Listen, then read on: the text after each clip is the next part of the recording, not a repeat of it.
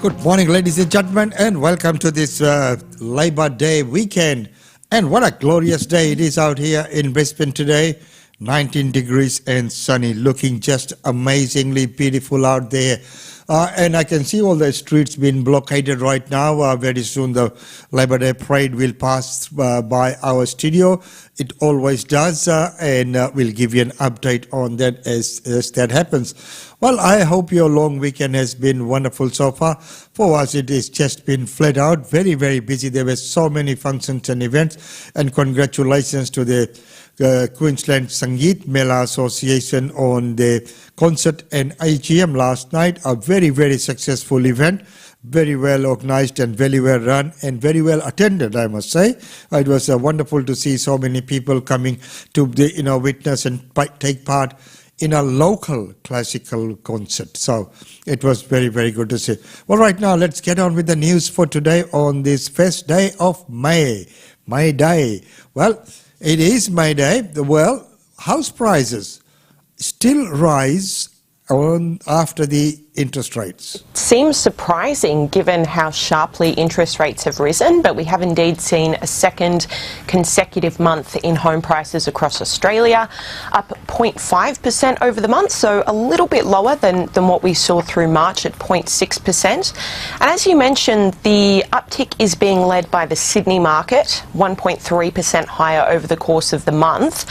And Sydney is a usual leader of market trends, so typically the high end of Sydney markets will start to see a lift, and that becomes a bit of a flag for the rest of the country.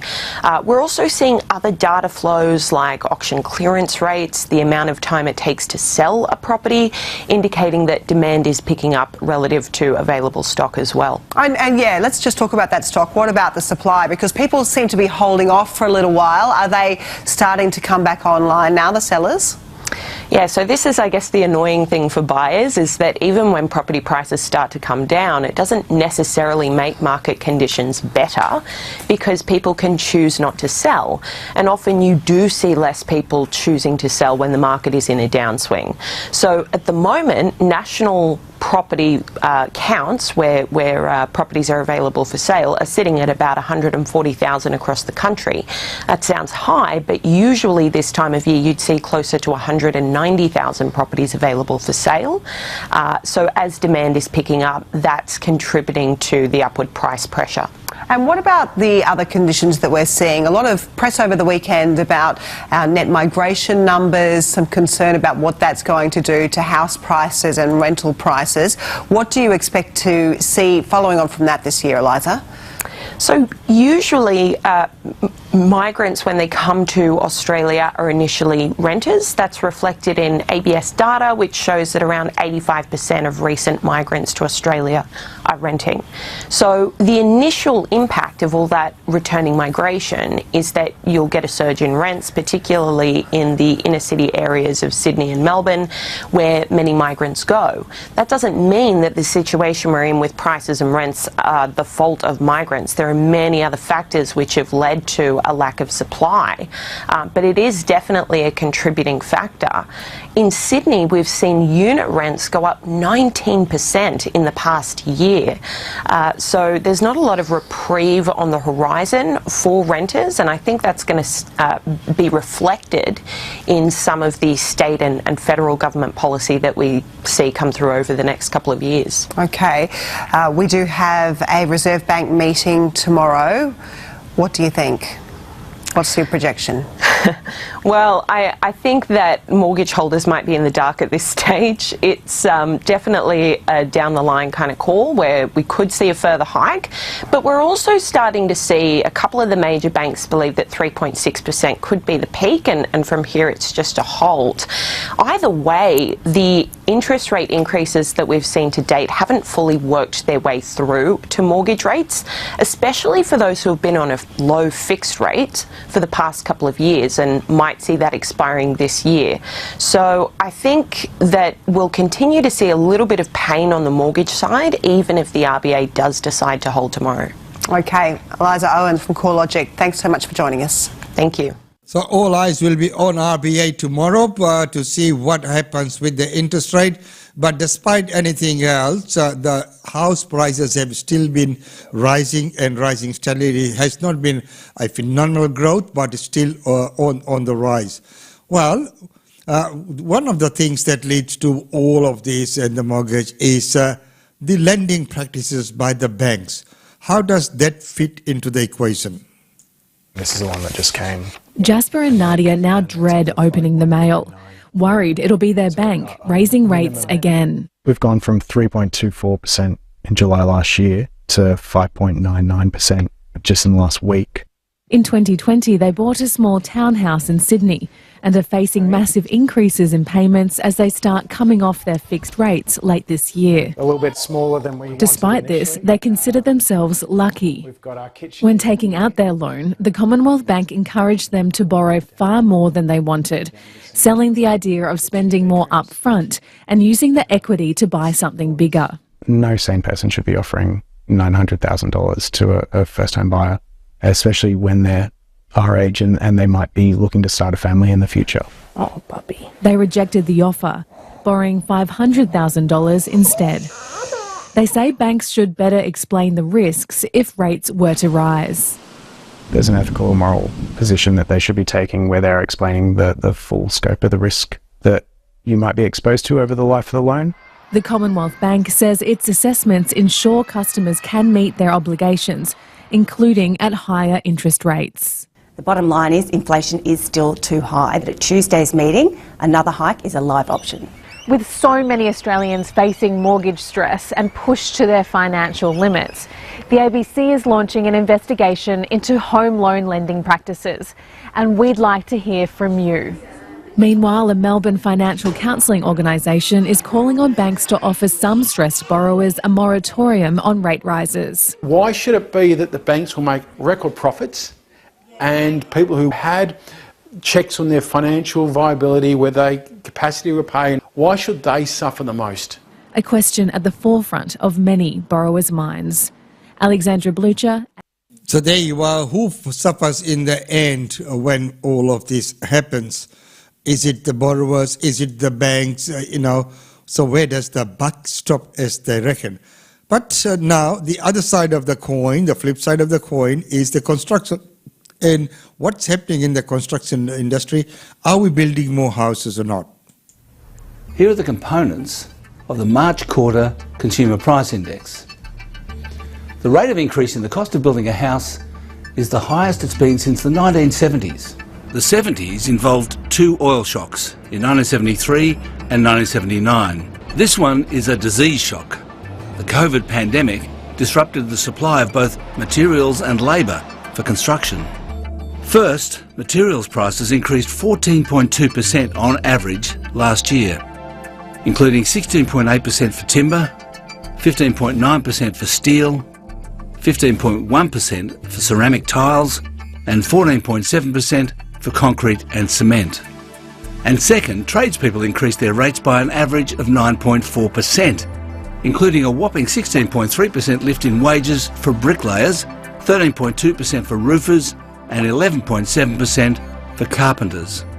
Note that after the shocks of the 1970s that saw similar increases in the cost of housing as we're seeing now, prices didn't come back down again until the recession of 1991. Needless to say, this is the last thing we need with a housing supply crisis pushing rents up by 25% in 2 years, and with house prices starting to rise again despite 10 rate hikes in a row. The government routinely gets involved in regulating the prices of essentials like gas, electricity and communications. But isn't shelter also an essential? And that is food for thought. That's a very, very good question, a very valid question, I must say. Well, right now we look at some of the federal government and going off of the property and banking and construction industry to look at what's happening with infrastructure, road infrastructure for that.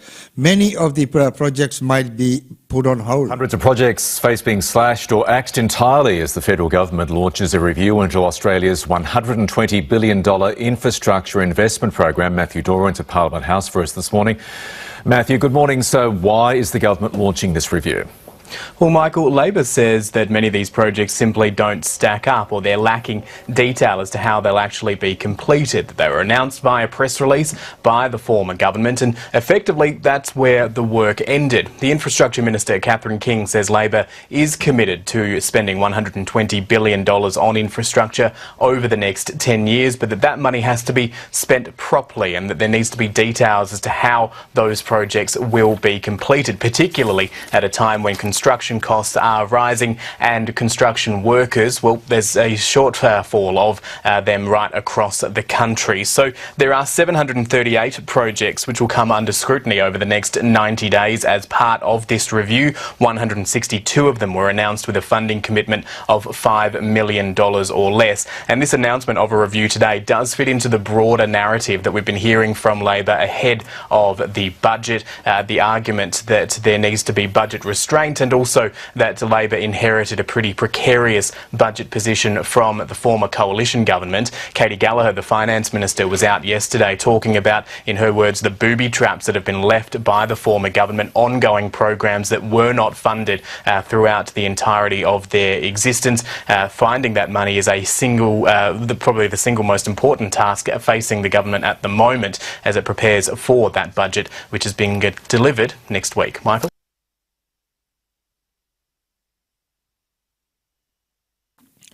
So there you are, ladies and gentlemen, up to date on Australian Indian Radio. And as we know, the interest rate and everything else.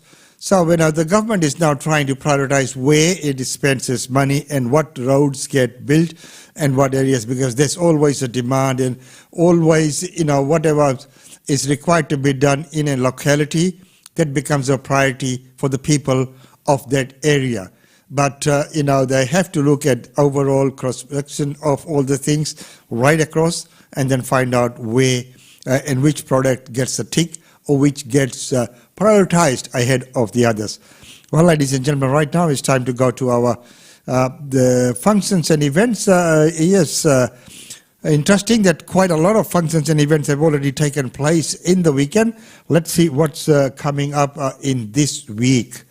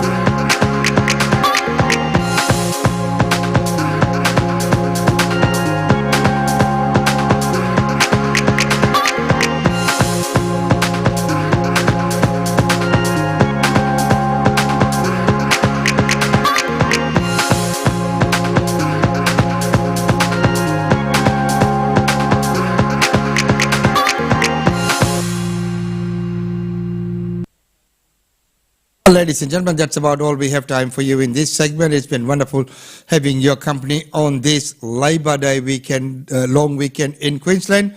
And it's a beautiful day out there, still at 19 degrees and very, nice and sunny. And it might get up to about 22 later in the day. But right now, 19 degrees and beautiful sunny. Well, until tomorrow, it's goodbye from us. We'll see you then.